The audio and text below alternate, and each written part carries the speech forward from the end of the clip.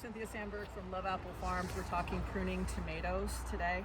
So these are the cages that we use for the 7 foot, for our indeterminate tomatoes. These are 7 foot cages made out of concrete reinforcing wire. And we did have a little class on how to make this cage. Anybody come to that class? Okay, so I think my son is having one more class on making tomato cages, if I'm not mistaken. I might be mistaken about that. So anyway, these tomatoes are growing really, really well. And as they grow, you want to push in. Come all the way around to the back, unless you don't want to be in the video. All the way, you gotta get close to. I gotta show you this anatomy. You want to push in the branches as the tomato grows. Okay, there's a lot of branches, and here's a branch that's starting to grow out a little bit. Right there, that's a growing tip. Right there's a growing tip. This is another growing tip. Right there, it means it's the end of a branch.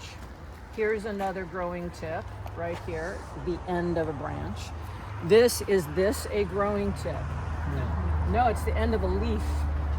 Here's a leaf. Okay, we only want to identify these branches.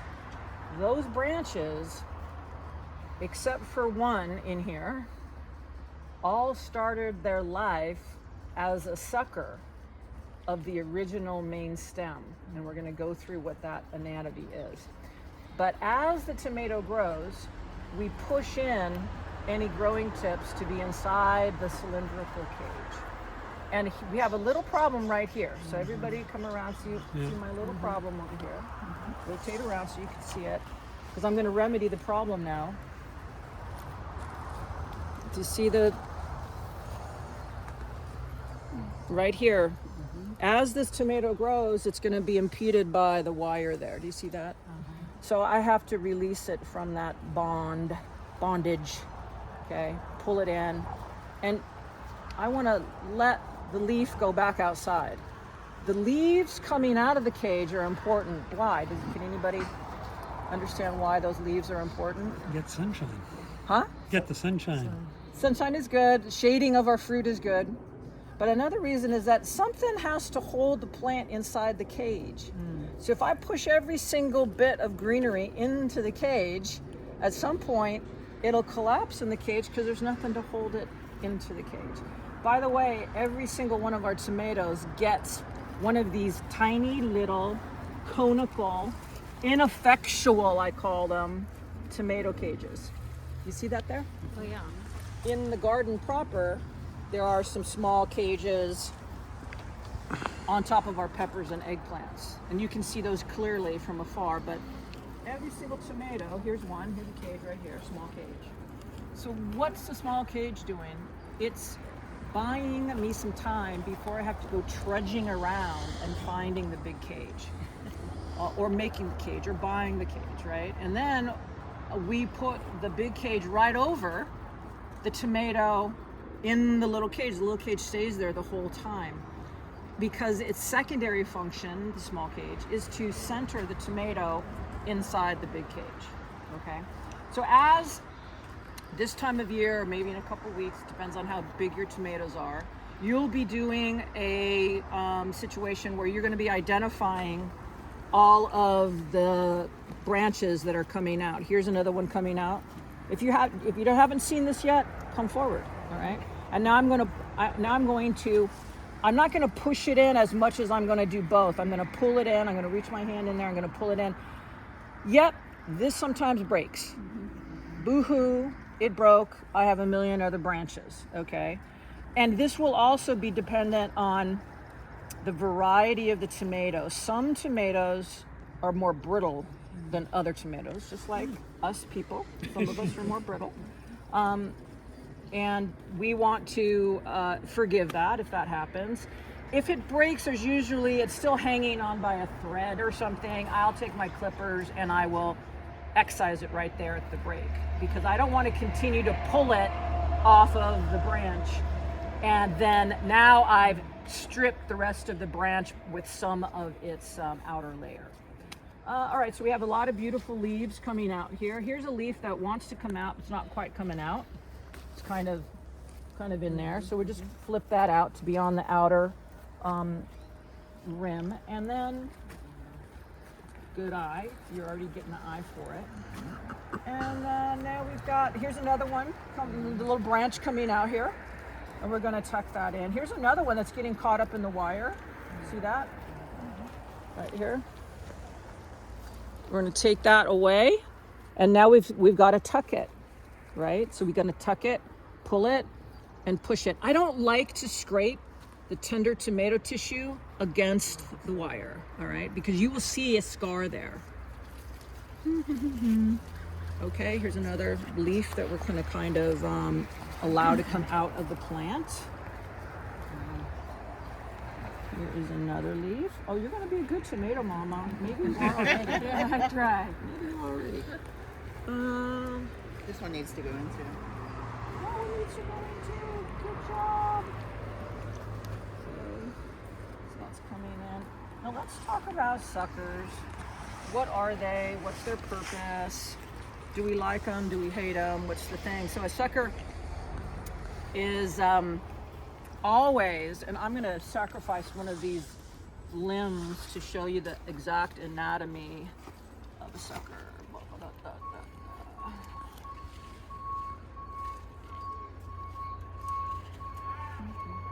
I don't want to. Hello. I don't want to.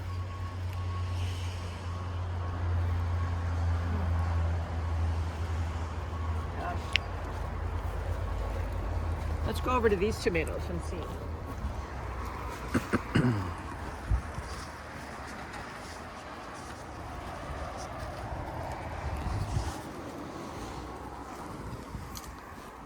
All right, I just have to make this. I just have to make this cut. And I just got to do it. Oh, that's a flowering one.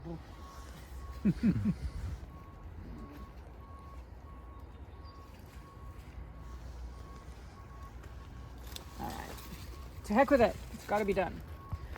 All right, so this is a growing tip. This is a branch, okay? And above almost every junction of leaf to stem or leaf to branch, realize that a stem is also a branch when we're talking tomatoes, okay? Right in this crotch here, right above it in that corner will often be a sucker.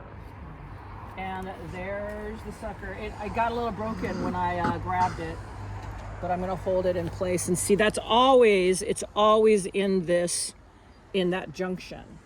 That's where the suckers emanate. Not everyone will have a sucker, but a lot of them will. So when we're growing our tomato, as it's first coming up out of the ground or out of the soil in the greenhouse in a pot, that primary stem, the top of that primary stem is called a growing tip. It's also called an apical meristem. So an apical meristem is any place on the plant that is a growing tip. So for a tomato, a pepper, a pumpkin plant, a cucumber, there is a primary growing tip and there are secondary growing tips as well.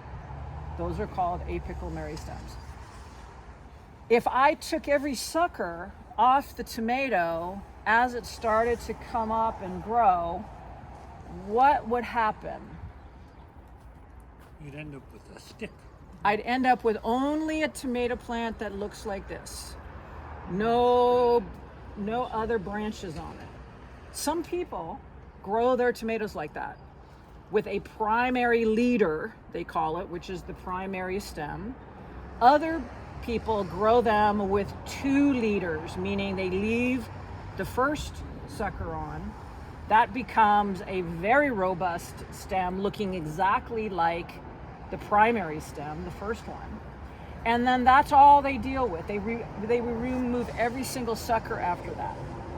I'm here to tell you that we don't do it that way.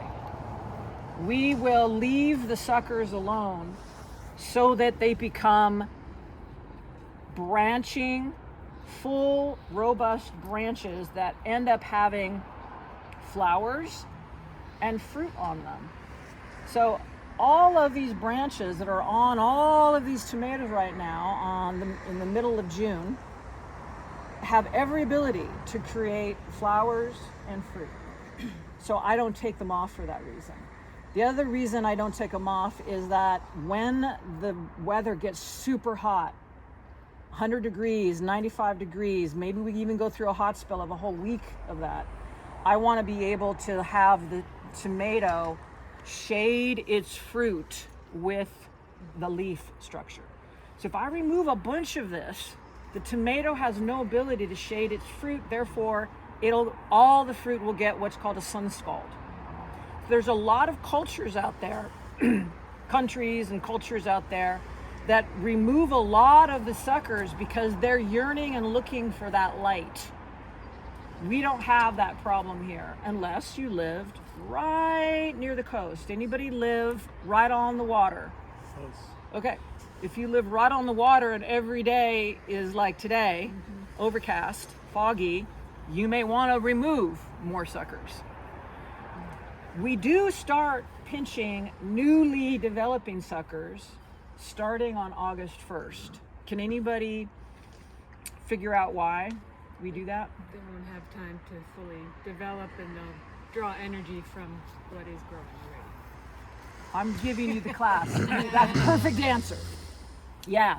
At that point, starting on August 1st, we don't have enough season left for those suckers to do anything positive for us. So we start to remove them, and it's super easy to do. When they're little, you just use your fingertips. I mean, here's a tiny little one right here. Come on over and watch me remove this.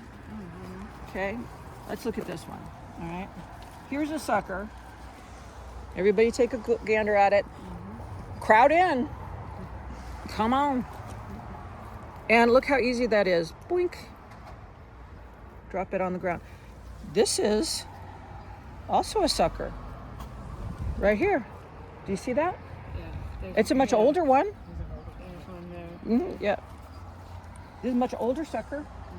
And this branch probably began at, this is the primary branch right here. But the primary stem. But the primary stem already has 4 or 5 branches emanating from it. So again, as this is growing out, we're going to push it in, blah, blah, blah, blah. This tomato happens to be an Oxheart variety. Oxheart varieties are in the shape of a heart, or a beef heart. And Oxheart varieties will always have very scant foliage, very droopy, very finely serrated foliage. Look at the difference between this foliage here and I left my clippers. Difference between this foliage. This is a normal leaf tomato plant here on my left.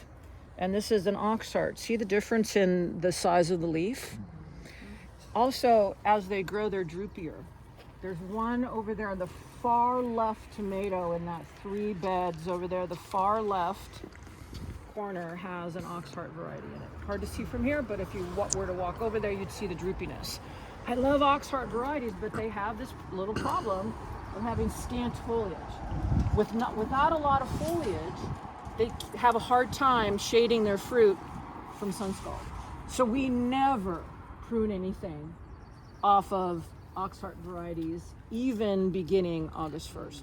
They need all of this foliage. Another tip for Oxhearts is if you could somehow put them in afternoon shade, and you'll be able to tell that. Go out to your garden and go, okay, morning sun, morning sun, morning sun, boom, afternoon shade. So this tomato, as the sun rises over here, gets a lot of morning sun, no problem. And then in the afternoon, when the sun goes down over there, the afternoon sun is the hottest, a lot hotter than morning sun. That's what they have a hard time struggling with. So at some point in the afternoon, this tomato is going to get big enough to start to shade this tomato from the afternoon sun, and that's what it's going to be wanting to do. So I'm gonna when go do back we a few prune? weeks and move mine. Pardon me? I'm going to go back a few weeks and move mine. You can also put a shade cloth on it. Okay, so we will often pin shade cloths. When I use the word pin, I'm looking around seeing if I've got any sample pins, but they're tiny little binder clips. We use the smallest binder clip. Here we go. These are the little binder clips we use. We're protecting this particular bed from rabbits. Rabbits jumping into that bed. Rabbits leave the tomatoes alone. So these little binder clips here, we can put a shade cloth, pin it on extra hot days, and then when the heat breaks, unpin it, shade cloth drops to the ground, waiting again for another hot day to put the shade cloth back up. And you just put that on the sunny side. On the south and west side, okay? No reason for it to be on the east and the north, because morning sun is usually glorious, fantastic, what they want, but then later in the day it starts to get hotter. And when I'm talking about heat, we're talking about temps above 90, okay? So let's talk about other ways I will prune tomato plants during the course of their life. One of them is the day I plant them, if any leaves touch the ground, I cut the leaf off. We don't want any leaves touching the ground. Sometimes the leaf is really long the day I plant them. This whole thing is a leaf. This is a leaflet, okay? So on the day I plant them, the tip might touch the ground. What do? Do I cut this whole leaf off? I actually don't. I'll just cut off the part that's touching the ground, okay? Because the plant needs its leaves to photosynthesize. The other way, and then as the tomato is growing, the leaves will elongate, we'll get more leaves, those branches will get heavier. Now later, we'll have leaves touching the ground again. And I purposely let a lot of these leaves do that to show you guys, this is what we don't want, this is what we want to take off. Okay, so rotate around again. Come a little bit over here, you guys, so a lot of the other folks come on in here. Okay. Oh, good enough. All right, so these tomatoes here, we've got a few leaves touching the ground here. So we're just gonna reach in and we're going to remove those leaves all the way, the whole leaf all the way to the stem that are touching the ground. Do you have to do that with pruners, or can you do it just... No, you can't do this with your hands. You're gonna damage the plant. And I just leave these leaves. I leave the leaves either usually on top of the bed around the tomato as the beginning of the mulch that I'm later going to add to the top of the tomatoes. And here's a good example of why we don't allow leaves touching the ground, because all leaves will end up looking like this if you let them touch the ground. They'll look necrotic, they'll look diseased, because allowing leaves to touch, here you go, rotate around, look at the leaf, it looks crappy. Crappy leaves. There's all sorts of reasons for that. One of the many reasons is leaf touching the ground. Here's a leaf that's not touching the ground, and that leaf is already starting to be punky. This looks like it has a little bit of fungus on it. So we'll get our Bonide Funganil out and start spraying our tomatoes once a week. This is just a really fuzzy white fungus. I'll pass that around to everybody. What I make of that, I don't have a degree in plant pathology, but what I make of that is all of this May gloom and June gloom we've had a lot of moisture in the air. Areas of the United States that get a lot of summertime moisture, rain, we don't usually. They have to spray their tomatoes regularly, usually once a week, with the fungicide to prevent the diseases that the tomato will get being wet all the time. Which is another reason why when we water our tomatoes, we do not put them on a sprinkler and have sprinkle water getting them wet all the time. So there's a lot of reasons for leaves to get punky. That's another class on another day. But one of them is touching the ground. Okay. Yeah. So we want to remove any leaves touching the ground. The other thing we want to do, and these tomatoes over here are ripe for that, is to prune I don't think you want to the leave that in there. interior. It's gonna dry out to nothing. We're going to prune the interior of plants that are getting extra compacted inside the tomato. And this is a little early for me to do that, June 15th, June 16th. But I'll kind of give you a little rule of thumb here. If I'm looking through the tomato, if I'm trying to look through the tomato and I can't see somebody on the other side, the tomato's getting compacted. What's the problem? If there's so much leaf material inside the plant that I can't see through it, what's the issue? Snakes can hide in there. Huh? What? I've had snakes hiding Hot in snakes! Oh my! Oh my. Sunlight. Sunlight. The tomato fruit and leaves need sunlight, but there's a fine line between enough and too much. I already told you, leave these perimeter leaves that are sticking out of the cage, leave those, right? They need it. They need to shade the fruit. But we also want to remove compaction to allow a little bit of light and airflow into the middle of the plant. Okay, so just like for any one of us, we like a little bit of sunlight. We really need it, right? But if we had too much sunlight, we would not like that anymore. So it's the same with your tomatoes. Sometimes too much is too much. So this one is getting kind of compacted. I'm going to reach in and start to remove some interior leaves from the inside of the tomato. I don't want to remove the exterior leaves, but I'm going to go in. This is going to take a little while. I want to reach in and grab any leaves that are compacted, any leaves that are starting to curl due to the compaction. At this point, I can remove leaves touching the ground as well. The other thing that I might do on the interior of the plant is remove any really weak suckers on the interior. Why are there weak suckers on the interior of the plant? It's not getting enough sun. Right, so those suckers aren't really going to do much for me other than sapping the plant of some energy. Okay, so I'm removing the bottom ones and I'm kind of reaching in. That's good so far for that one. I'm going to leave the leaves on top of the surface. I've got a lot of cleaning up on the bottom of a lot of these to do, but I just want to show you also this interior. That one back there looks a little compacted. You guys rotate all the way around here. There's lots of room over here. We've also got some more leaves, or growing tips rather, that we want to push in. Continue, keep coming so that everybody can see. We've got a lot of space over here.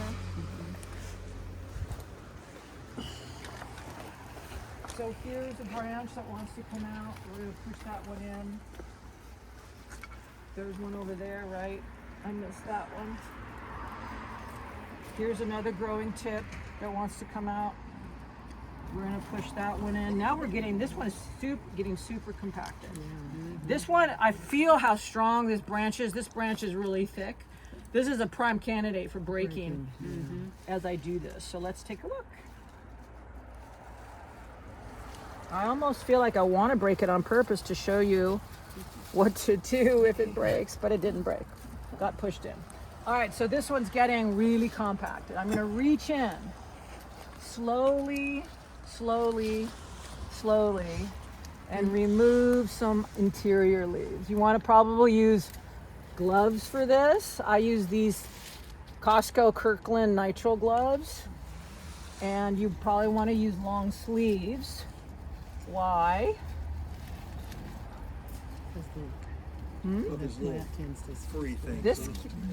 The tomato fuzz, or whatever you want to call it, is a mild irritant. It also is really hard. Nitrous. Nitrals from Costco. The irritant, the green that's left on your hands and your arms is really hard to get off too. Really takes a while to get that off as you're scrubbing. And it can also stain clothing, so use stuff out in the garden that you think is not going to stain so much, or you don't care about the staining. Okay, so now I'm getting some more light in the interior of this plant, okay? And I can continue fussing over this, removing more interior leaves. Realize that you want to be really careful not to accidentally remove any when your hand is blindly inside the tomato plant. You want to. Can somebody bring me that big that big sucker thing that I picked off? You want to be careful not to accidentally remove as you have your hand blindly inside a flower cluster. Thank you. Note that a flower cluster always comes off the stem or the branch completely on its own. The leaf, that sucker, is always going to come off in this corner of a leaf and the branch, but the flower cluster is always on its own. And that's what you don't. That one, it got a little bit of punkiness. Do you see that when I pushed it in? There's a little bit of a scab there on that. That may not recover, but we'll wash that. So again, interior leaves that are blocking light. At some point, some of these, the healthier your tomatoes are. Here's a weak sucker in here. I'm going to remove. See how weak that is? We're going to take that away. At some point, you're going to end up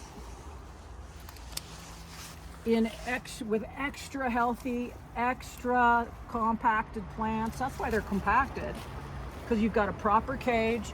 You're pushing the plants inside the proper big cage, and they're so healthy and happy that they're producing a lot of greenery. Is there like an optimal number of shoots that you aim for? No, I'm not shooting for any shoots. I'm just leaving them alone until August 1st. And then I start to remove all the newly developing ones. But at some point, you might end up removing a third or even a half of the interior leaves of some plants. But what's our caveat? Only if they're compacted. No Oxhearts should have any leaves taken unless the leaves are touching the ground. Then we would remove Oxheart leaves. And then we don't want to remove leaves from the perimeter of the plant, because the plant needs those. Perimeter will be all around the outside of the plant.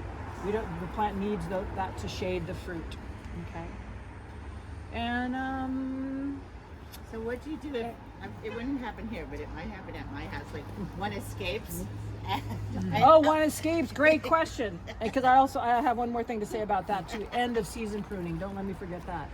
So if one escapes, and I thought I had an escapee over here, a really long one, and I could demo that.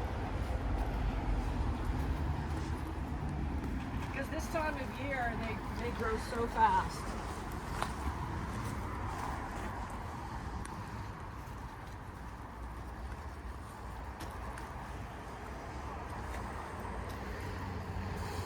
And if they grow out of their own cage and into their neighbor's cage, I don't care. They're still being held upright. I don't need to grab them out of their neighbor's cage and force them into their own cage. So they can share cages. Right. Well, here's kind of a long one. Not as long as I wanted for this purpose. But if you have one super long, let's assume it's this long, and you know that if you pushed it in the same opening, it would break. You can skip a rung and push it into, skip this rung, push it into the next, and go like that. But this one's not quite long enough. We don't need to do that. Bring that leaf out to hold it into the cage. Then I do end of season pruning, and around October, beginning of October, I know I don't have much season left at all. So I will come and I'll top the plants. I'll get on a step ladder and I'll get up there and I'll just shear off everything on the, above the top of the 7-foot cages. What's the purpose of that now? Does it give more energy to the rest of the plant? Yeah, it gives more energy to what I already got growing and trying to harvest. Is that once you top it, it stops growing, right? Well, no, not an indeterminate. The rest of it can continue growing because it will still have growing tips. Okay. You haven't taken all the growing tips off. All right, so those will continue growing. But this end of season pruning, I end up.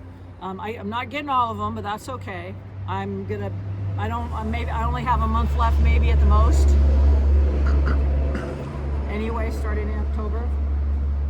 The first crazy big cold rainstorm is the end of your season. When is that going to come? That's the exact thing I wanted you guys to do. Well, I don't know. Me neither. I don't know when that last crazy rainstorm is going to be. And that's why I keep saying crazy, cold, windy storm. Not a gentle summer rain or autumnal rain. We want something that is really going to be crazy. You go out then before that first crazy storm and you remove all the fruit from all of the tomatoes. And all the green fruit, all the semi-ripe fruit, everything comes into the house, gets put on 1 or 2 layers on top of itself, 1 or 2 stack of tomatoes in big trays. That's what I do. And then they ripen bit by bit inside my house. And if I don't do that, all of that fruit will get ruined after the big first crazy rainstorm. Why? Because there's so much cold associated with it. There's so much water associated with it. The tomatoes absorb the rainwater through their skin. The tomato skin is porous. And then when they dry out, that skin then cracks at the top.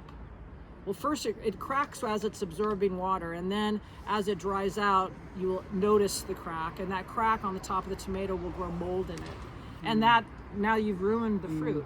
But if you bring the tomatoes inside, whether they're green or semi-ripe, eventually you can get another few months even out of the tomatoes that you've spent so much care and money on growing. I've done it so much. My impetus every time I strip all the tomatoes off is to eat my last ripe tomato on New Year's Day. And when I do that, yeah, it's a big deal. I can go, and sometimes I'm waiting, like, oh, it's December 27th, and there's my last wrinkly ripe tomato. I'm gonna wait 4 more days so that I can eat it and say, yes, I did it. And now, is that tomato still as good as the one I picked perfectly ripe off of the plant on July 15th? No, but it's a lot better than the grocery store. I've paid money to grow that tomato. It's bragging rights. It's all of the above. So that's it for the pruning. Thank you.